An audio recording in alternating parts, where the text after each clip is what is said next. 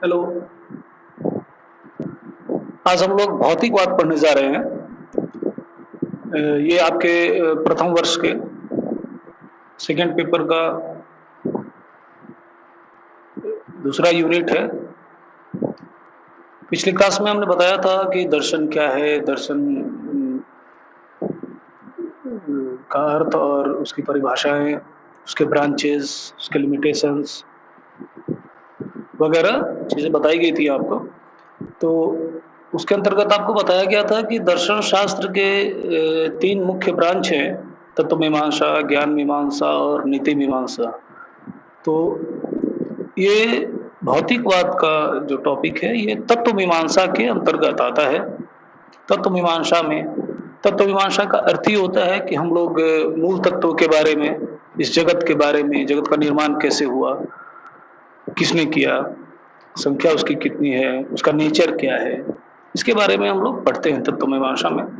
और उसी के अंतर्गत ये आपका टॉपिक आता है भौतिकवाद। भौतिकवाद पे चर्चा जो होती है वो मुख्यतः इस बात की चर्चा होती है, इसमें हम लोग देखते हैं कि मूल तत्व का नेचर क्या है। मूल तत्व जब मैं कहता हूं तो उसका तात्पर्य ये होता है कि ये पूरा विश्व जिससे बना है, जिसने इस पूरे विश्व का निर्माण किया है, उसे ये मूल तत्व कहते हैं। हमारे सामने पड़े टेबल, कुर्सी, या हमारे सामने पड़े पूरे विश्व, यहाँ तक कि जीव भी इसमें आता है। जब मैं मूल तत्व की बात करता हूँ तो मूल तत्व में जीव और अजीव दो ही तरह के चीज देखने में आता है। एक जीव होते हैं और एक विश्व होता है, अजीव होते हैं, अचेतन सत्ताएं होती हैं। तो ये दोनों चेतन और अचेतन का निर्माण करने वाला ही मूल तत्व है। और अब हम लोग चर्चा करने वाले हैं कि उसका नेचर क्या है। तो नेचर की बात जब भी आती है तो इसमें प्रश्न ये उठता है कि हम दो तरह की चीजें देखते हैं, चेतन जीव भी हैं और अचेतन वस्तुएं भी हैं इस जगत में। तो ये दोनों चेतन और अचेतन का निर्माण किसी एक ने किया है, मूल तत्वों ने।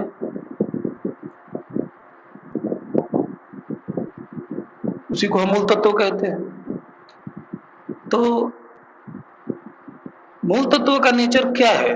और ये भौतिकवाद कहता है कि मूल तत्व का नेचर जड़ द्रव्य है, भौतिक है, अचेतन है। तो अचेतन से चेतन का निर्माण कैसे होगा? इस विश्व में चेतन और अचेतन दोनों है। अचेतन से अचेतन का निर्माण तो आप समझ सकते हैं, लेकिन इस अचेतन से चेतन का निर्माण समझना मुश्किल हो जाता है। जड़ और चेतन दोनों तरह के चीजें हैं और ये भौतिक द्रव्य से इन दोनों का निर्माण हुआ है। क्योंकि भौतिकवाद कहते ही आपके दिमाग में ये चीजें आ जानी चाहिए कि मूल तत्वों का नेचर भौतिक है। अब इसमें देखेंगे आगे कि भौतिकवाद के बाद आप अध्यात्मवाद पढ़ेंगे जो मूल तत्वों का नेचर चेतन मानता है। फिर आप उसके आगे एक पढ़ेंगे तटस्थवाद होगा। तटस्थवाद, इन दोनों से अलग उसकी सोच होगी। इसी क्रम में आगे निरपेक्षवाद भी पढ़ना है, वो भी कुछ अलग बातें कह रहे होंगे। भौतिकवाद नाम से ही स्पष्ट है, मूल तत्व का नेचर भौतिक है, जड़ द्रव्य से बना है। अब देखिए, हम भौतिक पदार्थों में भी ये देखते हैं और जीव में भी देखते हैं कि गति है। तो भौतिक अगर मानेंगे, आपके मूल तत्व भौतिक है, तो फिर आपको इस बात की व्याख्या करने में परेशानी आएगी कि गति कहाँ से आ गई। तो भौतिकवादी ये कहते हैं कि गति, कुछ भौतिकवादी ऐसा मानते हैं कि गति जड़ द्रव्य में अंदर ही है, और कुछ कहते हैं कि गति बाहर से आती है। ठीक है। अब आप आगे देखेंगे भी इसी चर्चा में कि कुछ ऐसे दार्शनिक हैं जो स्पष्ट तौर पे कहते हैं, और विज्ञान तो आजकल स्पष्ट ये घोषित कर चुका है, ये सिद्ध कर चुका है कि जो भी भौतिक पदार्थ हैं, जड़ द्रव्य है, उनमें गति होता है। और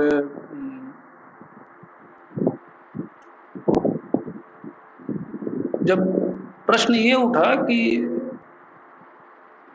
इस अचेतन ने, इस भौतिक पदार्थ ने इस चेतन का निर्माण कैसे कर दिया, तो भौतिकवाद या भौतिकवादी विचारक जो हैं वो विकासवाद का सहारा लेते हैं। विकासवाद का सहारा लेंगे जिसमें वो कहेंगे कि भौतिक द्रव्य ने पहले विकास हुआ, भौतिक द्रव्य ने जीव को बनाया, और फिर वो जीव मन को बनाएगा और या चेतना को बनाएगा। इसके बारे में आगे में इसी बात पे चर्चा ही होगी। फिर इस प्रश्न का जवाब देके कि भौतिकवाद कैसे अचेतन को बनाता है, ये तो स्पष्ट है, चेतन को बनाता है ये भी स्पष्ट कर दिया लोगों ने कि विकासवाद में हम देखेंगे कि विकास होता है तो उसकी चरणें होती हैं। उस चरण में पहले वो भौतिक द्रव्य जीव को बनाता है, जीव से मन बनता है, चेतना बनती है। फिर आगे बढ़ के ये भौतिकवादी प्रकृतिवाद की बात करेंगे। प्रकृतिवाद ये सिद्धांत है जो मानता है कि इस जगत में बाह्य सत्ता का कोई प्रभाव नहीं है। मतलब यहाँ पे जो भी चीजें, जो भी नियम हम देखते हैं वो प्रकृति नियंत्रित करती है उसे, नेचर उसे कंट्रोल करता है, नेचर कंट्रोल करता है, इसी को हम प्रकृतिवाद कहते हैं। तो ये स्वाभाविक भी है कि जो भौतिकवादी होंगे वे प्रकृतिवादी भी होंगे। भौतिकवादी किसी बाह्य सत्ता को तो मानेंगे ही नहीं, जैसे गॉड, कोई आध्यात्मिक सत्ता को नहीं मानेंगे। तो जब भी आपसे भौतिकवाद की बात की जाए तो भौतिकवाद का मुख्य लक्षण अगर आपको बताना हो तो आप प्रकृतिवाद बिना सोचे आपको बोलना है कि भौतिक जगत से निर्मित सारी वस्तुएं हैं, चेतन और चेतन दोनों, और इनको नियंत्रित कौन करता है, तो प्रकृति करती है, नेचर करती है। अब जब हम ये कहेंगे कि प्रकृतिवाद है तो फिर हमारे सामने एक और बात तुरंत प्रकृतिवाद कहते ही आ जानी चाहिए, वो होगी यंत्रवाद। यंत्रवाद क्या है? यंत्रवाद ऐसा कॉन्सेप्ट है जो ये मानता है कि इस जगत का जो विकास हो रहा है इसके पीछे कोई लक्ष्य नहीं है, कोई प्रयोजन नहीं है।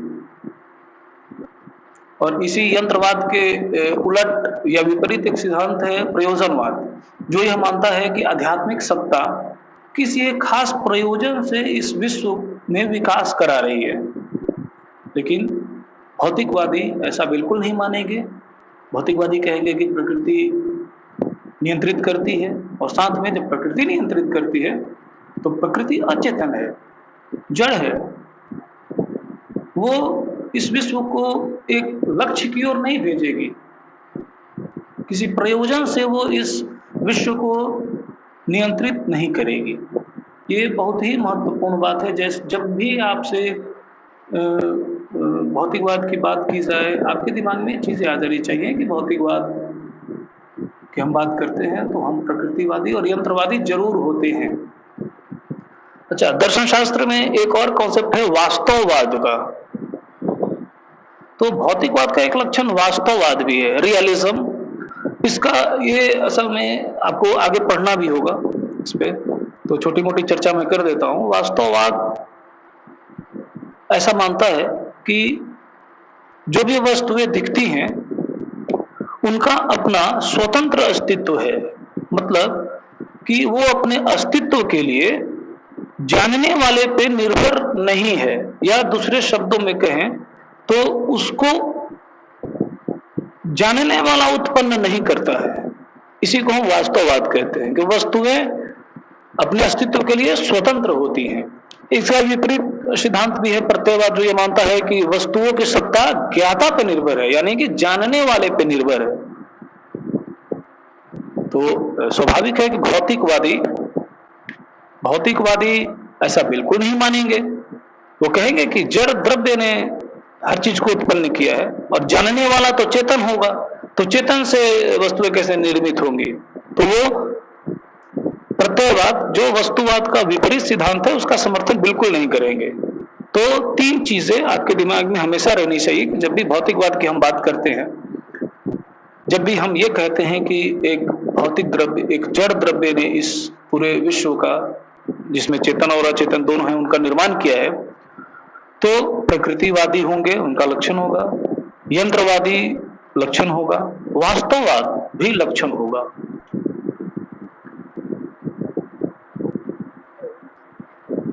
ये तीनों लक्षण होंगे।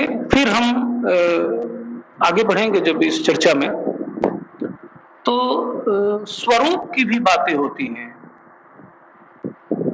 कि जड़ द्रव्य है तो उसका स्वरूप क्या है, जड़ द्रव्य से या भौतिक सत्ता से इस जगत का निर्माण हुआ है तो उसका स्वरूप क्या है। पहला स्वरूप भौतिक द्रव्य का ही नहीं, कोई भी विचार जो मूल तत्व के नेचर को डिफाइन करता हो, उसके बारे में बताता हो, तो वो मूल तत्व को नित्य तो मानेगा ही। नित्य मानना है, अध्यात्मवाद हो या भौतिकवाद हो, नित्य मानना पड़ेगा। जो नित्य ही नहीं होगा उससे कोई चीज उत्पन्न कैसे होगी, जो खुद ही नित्य। देखिए, दर्शन में नित्य शब्द बड़ा आसान भी नहीं है इसको समझने के लिए। जैसे ही हम किसी चीज को नित्य कहते हैं तो हम ये जरूर मान लेते हैं कि वो खुद उत्पन्न नहीं हुआ है, क्योंकि जो चीज उत्पन्न होगा वो नष्ट भी होगा, और जो नष्ट होगा वो नित्य तो हो नहीं सकता। तो जो नित्य है वो उत्पन्न नहीं हुआ है, वो अनादि शब्द का इस्तेमाल किया जाता है, वो अनादि है। तो नित्य हम कहेंगे भौतिक द्रव्य को। तो फिर प्रश्न उठता है कि जब ये नित्य है तो सामने पर चीजें भी नित्य होनी चाहिए? नहीं। हम ऐसा देखते हैं कि भौतिक द्रव्य, तो चेयर भी भौतिक द्रव्य है, ये मेज भी भौतिक द्रव्य है, लेकिन ये नष्ट होता है। जब हम मूल तत्व को भौतिक कहते हैं तो उसका तात्पर्य ये नहीं होना चाहिए कि इस मेज ने इस जगत का निर्माण किया है, क्योंकि मेज जड़ तत्व है। ऐसा नहीं है, मेज भी समाप्त होगा, चेयर भी समाप्त होगा, ये विश्व भी समाप्त होगा, लेकिन वो मूल तत्व भौतिक द्रव्य समाप्त नहीं होगा। इस सेंस में भौतिक द्रव्य को नित्य कहा गया है। तो विद्यार्थियों को परेशानी होती है, जब भौतिक द्रव्य को नित्य कहा जाता है तो वो समझते हैं कि ये चेयर तो नित्य ही होना चाहिए। ऐसा नहीं है, भौतिक द्रव्य जो मूल तत्व है वो नित्य है। ठीक है, अब मूल तत्व के बारे में जब हम नित्यता की बात कर लेंगे तो उसी कड़ी में कुछ और बातें कही जाती हैं कि ये जो जगत है ये अवयवों से बना है, मतलब कि भौतिक द्रव्य के आपस में अवयव जुड़े हैं, उससे इस जगत का निर्माण हुआ है, इस जीव का निर्माण हुआ है, ये कॉन्सेप्ट है। और फिर जब विनाश होता है, यानी ये मेज जब खत्म हो जाता है तो फिर बिखर जाता है, उसके अवयव बिखर जाते हैं, सत्ता समाप्त, मेजत्व, मेजपन समाप्त हो जाएगा। लेकिन उदाहरण के रूप में मान लीजिए ये मेज आज से बहुत वर्षों के बाद मेज रहेगा नहीं, इसको छोड़ भी दीजिएगा, ऐसे ही छोड़ दीजिए तो भी समाप्त हो जाएगा। अगर आप इस पे कोई विशेष रासायनिक लेप नहीं लगाए हैं तो ये समाप्त हो जाएगा। या तो इसको कीड़े खा जाएंगे या खुद ही ये गिर जाएगा, या इसको जलाते हैं अगर आप तो इसका राख होगा, फिर वो राख मतलब इसके अवयव केवल टूटते हैं, और जब ये बनता है तो इसके अवयव केवल जुटते हैं भौतिक द्रव्य के। तो अवयव टूटते हैं और बनते हैं। जैसे ही मैं कह रहा हूं, ये बात ध्यान में आ जानी चाहिए कि ये परमाणु का कॉन्सेप्ट है, एटम का कॉन्सेप्ट है, तो भौतिकवाद परमाणुवाद ही तो है। अब जब ये सब बातें हो जाएंगी कि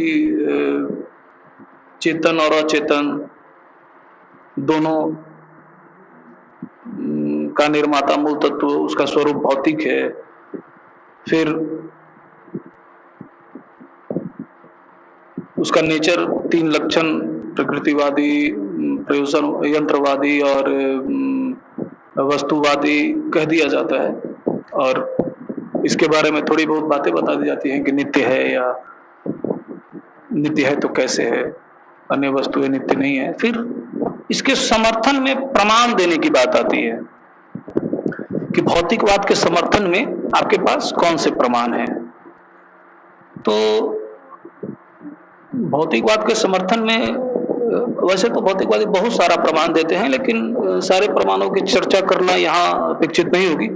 आप उसको पुस्तकों में पढ़िए सारे प्रमाण की चर्चा। लेकिन जो मुख्य प्रमाण है जो ये लोग देते हैं, एक तो ये देते हैं कि हमारा साधारण अनुभव है।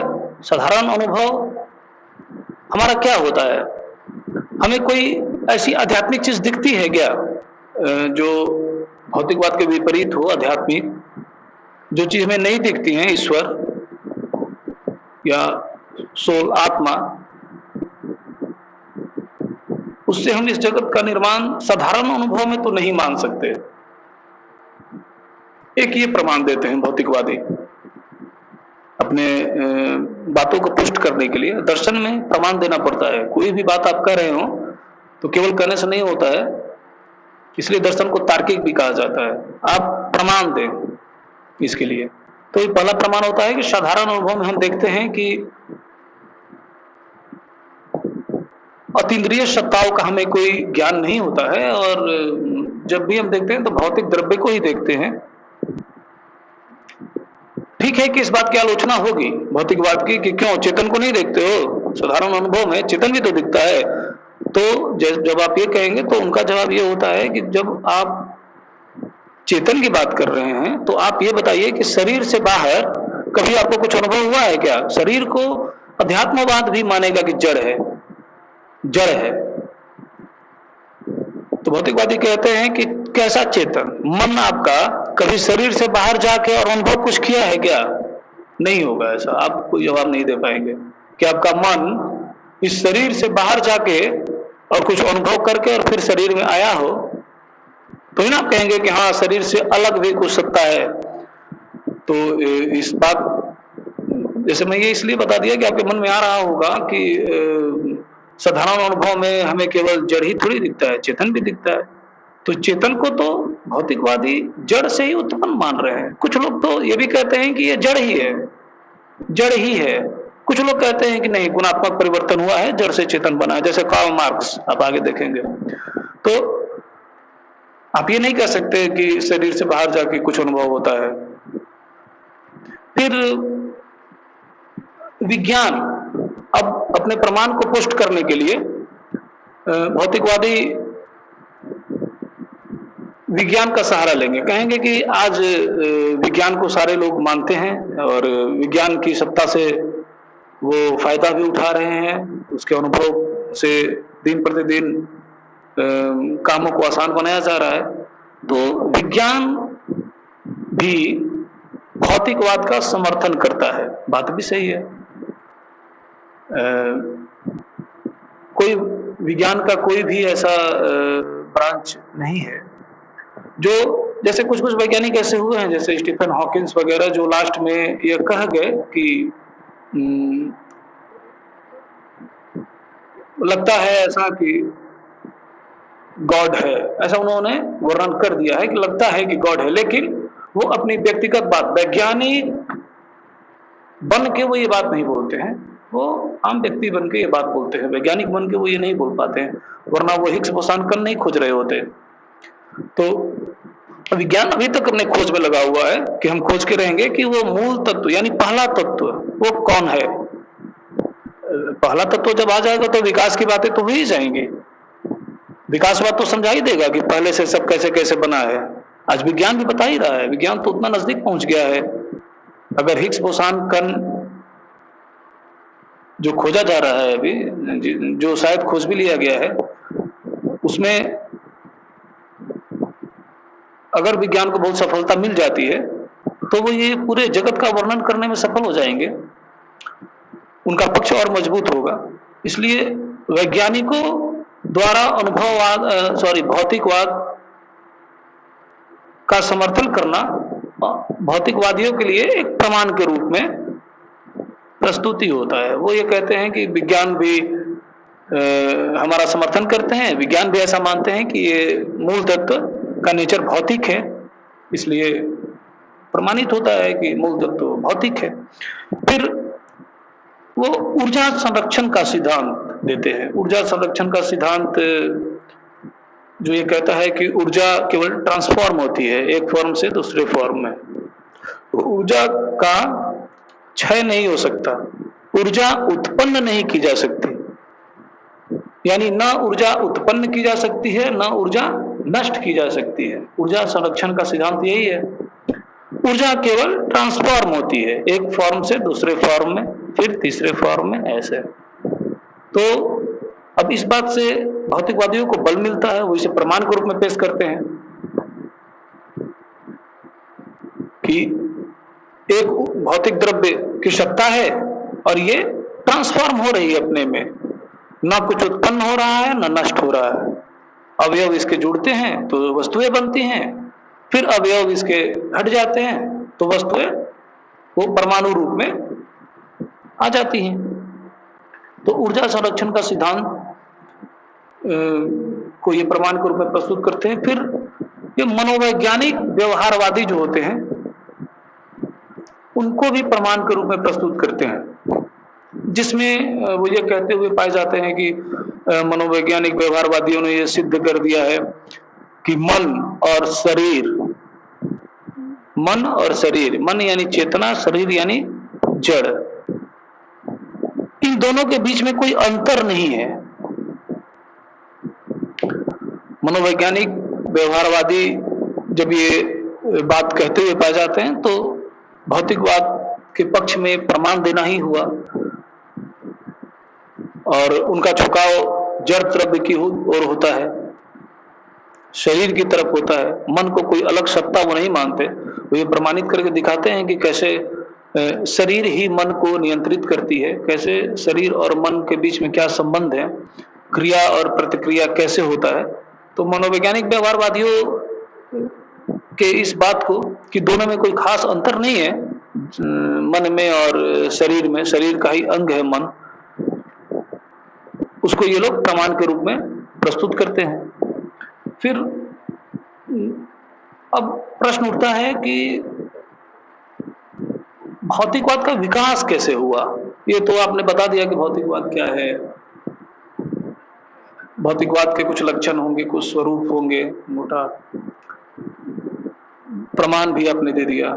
फिर भौतिकवाद का विकास, किन लोगों ने भौतिकवाद का समर्थन किया है, तो अधिकांश लोग यूनानी दार्शनिक मिलेंगे।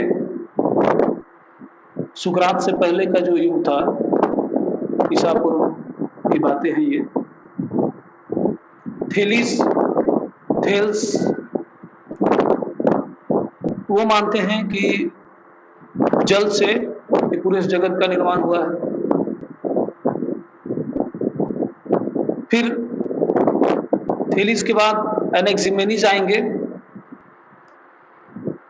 जो हवा से मानेंगे कि हवा ही मूल तत्व है और हवा से इस पूरे जगत का निर्माण हुआ है। हेराक्लिटस आते हैं जो ये मानते हैं कि अग्नि से इस विश्व का निर्माण हुआ।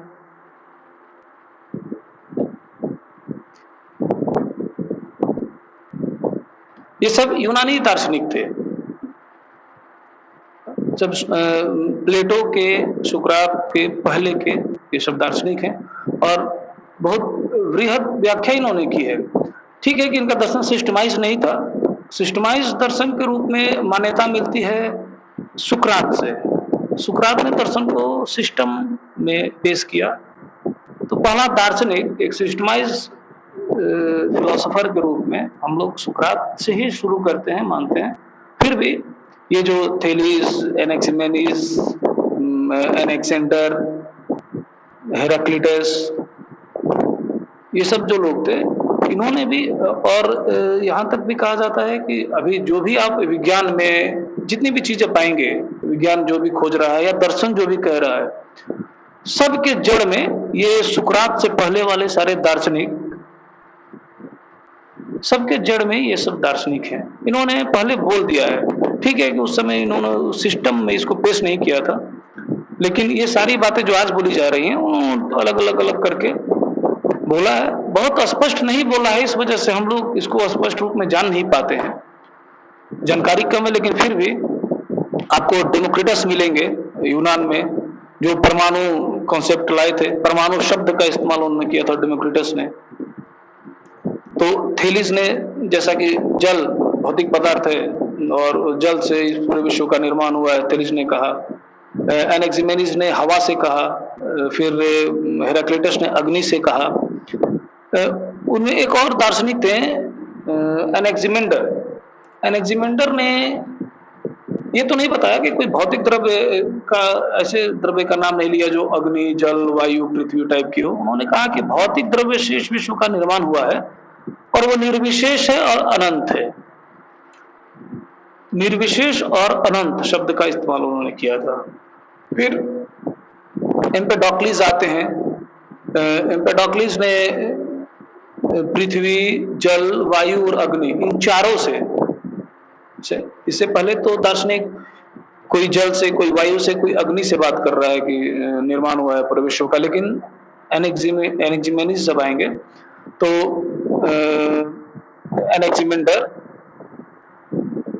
एनेक्सिमेंडर निर्विशेष और अनंत की बात करेंगे।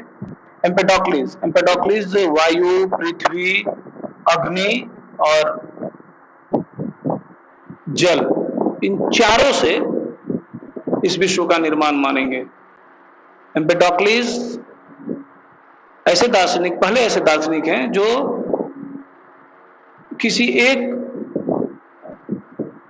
भौतिक पदार्थ से इस विश्व का निर्माण या विकास नहीं मानेंगे। वो पृथ्वी, जल, वायु और अग्नि, इन चारों से इस विश्व का निर्माण मानते हैं।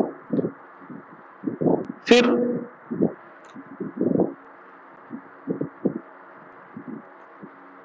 युग आता है डेमोक्रिटस का। डेमोक्रिटस, जैसा मैंने पहले भी कहा कि एटम के बारे में, एटम शब्द का इस्तेमाल उन्होंने किया था। और एक बहुत ही विशेष बात डेमोक्रिटस ने बताया कि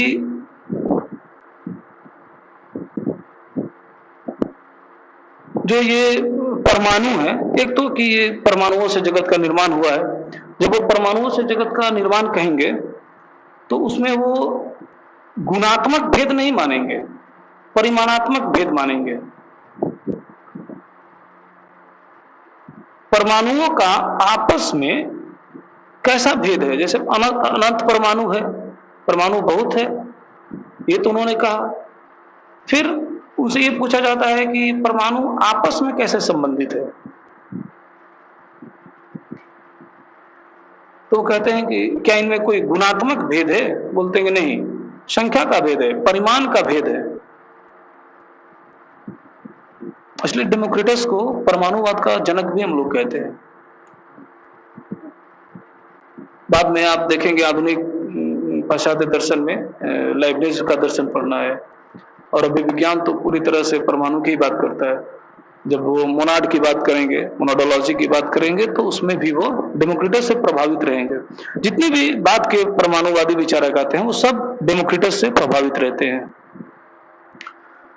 इनसे पहले भी एक दार्शनिक ने परमाणुवाद की बात की थी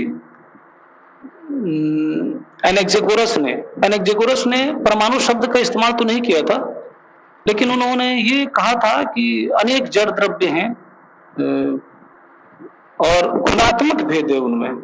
तो गुणात्मक भेद वाली बातें तो खारिज कर देते हैं डेमोक्रेटस की, नहीं गुणात्मक भेद जब आप मानेंगे तो बहुत समस्या हो जाएगी, तो जड़ और चेतन को स्पष्ट करना मुश्किल हो जाएगा कि आप परिमाणात्मक भेद मानिए। फिर आधुनिक युग में कार्ल मार्क्स आते हैं। कार्ल मार्क्स अपने डायलेक्टिकल मटेरियलिज्म में ये बताएंगे कि एक बहुत ही विशेष बात कार्ल मार्क्स कहते हैं। कार्ल मार्क्स कहते हैं कि विकास हो रहा है डायलेक्टिकल मटेरियलिज्म में, विकास परिमाणात्मक विकास होता है, होते होते क्वांटिटी से विकास का परिवर्तन क्वालिटी की तरफ हो जाता है। यानी कार्ल मार्क्स ऐसा मानते हैं कि दो तरह की सत्ताएं हैं, चेतन और अचेतन। गुणात्मक अंतर वो मानते हैं इस विश्व में कि चेतन भी है और अचेतन भी है, लेकिन कैसे होता है? तो परिमाणात्मक परमाणुओं से विकास के क्रम में गुणात्मक परिवर्तन हो जाता है और अचेतन से चेतन बन जाता है। तो कार्ल मार्क्स का सिद्धांत भी बहुत फेमस है। हॉब्स भी आते हैं जो भौतिकवाद के समर्थक माने जाते हैं। भारतीय दर्शन में जब हम बात करेंगे कि तो ऐसे देखा जाए तो मुख्य तौर पे चार्वाक ही भौतिकवाद के समर्थक माने जाते हैं। जैन दर्शन, वैशेषिक दर्शन और सांख्य दर्शन भी भौतिकवादी एक हद तक रहते हैं कि वो इस भौतिक पदार्थ को मानते हैं,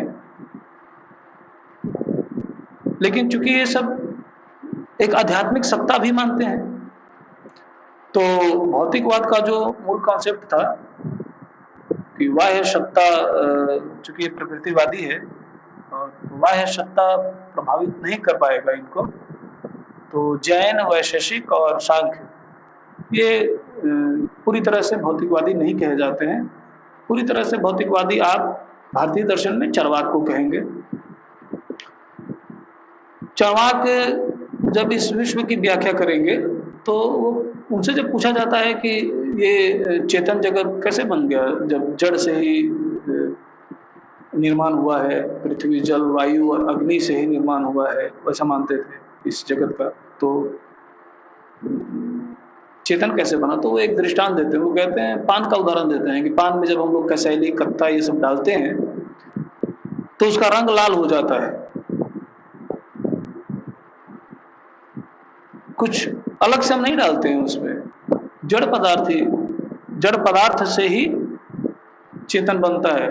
पान से जैसे पूरा पान लाल रंग का हो जाता है, उसी तरह से इस जड़ से चेतन का निर्माण हो जाता है, ऐसा चार्वाक का कहना था। तो आप लोगों ने ये देखा कि भौतिकवाद क्या है। अब भौतिकवाद की आलोचना होगी, तो जब हम लोग अध्यात्मवाद पढ़ेंगे अगले क्लास में, तो अध्यात्मवाद भौतिकवाद का विरोधी सिद्धांत है, तो स्वाभाविक है कि उसमें भौतिकवाद का ही आलोचना होगा और उसी आलोचना से नींव पड़ेगी अध्यात्मवाद की। तो अगले क्लास में हम लोग देखेंगे। इस क्लास में हम लोगों ने सीखा कि भौतिकवाद क्या है। भौतिकवाद जैसे ही हम कहेंगे, कुछ चीजें हमारे दिमाग में आ जानी चाहिए, प्रकृतिवादी, यंत्रवादी, वास्तववादी। फिर कुछ स्वरूप होगा कि नित्य होगा, नित्य होना चाहिए उसको, जैसा कि सारे मूल तत्व मानने वाले मानेंगे। प्रमाण दिए जाएंगे, वो प्रमाण आप देखेंगे कि साधारण अनुभव पे निर्भर रहेंगे, वैज्ञानिक तर्कों पर निर्भर रहेंगे। ऊर्जा संरक्षण के सिद्धांत एक प्रमाण के रूप में रहेगा, मनोवैज्ञानिक व्यवहारवाद को एक प्रमाण के रूप में लोग देखेंगे। फिर कौन-कौन भौतिकवादी दार्शनिक हुए हैं, तो थेलीस, एनाक्सिमेनीज, हेराक्लिटस, एम्पिडोक्लेस, डेमोक्रिटस, ये सारे दार्शनिक मिलेंगे आपको पुराने युग में। फिर इधर कार्ल मार्क्स मिलेंगे, हॉब्स मिलेंगे, भारतीय दर्शन में चरवाक मिलेंगे पूरी तरह से, जैन, वैशेषिक, सांख्य भी, भौतिकवाद, यानी कि जड़ तत्व को मूल तत्व मानेंगे, साथ में एक अध्यात्म को भी मानेंगे, तो इसलिए कोई आध्यात्मिक सत्ता को भी मानेंगे, तो भौतिकवाद पूरी तरह से नहीं भौतिकवादी कहे जाते हैं। और अगली क्लास में अब हम लोग पढ़ेंगे कि अध्यात्मवाद क्या है। और अध्यात्मवाद जब पढ़ेंगे तो आलोचना भी करेंगे भौतिकवाद की, जिसमें ये दिखाया जाएगा कि कैसे जड़ से चेतन नहीं बन सकता, बिल्कुल अलग प्रकृति है जड़ और चेतन का। तो ये समस्या उनके यहाँ भी आएगी, जब उनसे पूछा जाएगा कि चेतन से जड़ कैसे बना, तो वो अगली क्लास में हम लोग देखेंगे। धन्यवाद।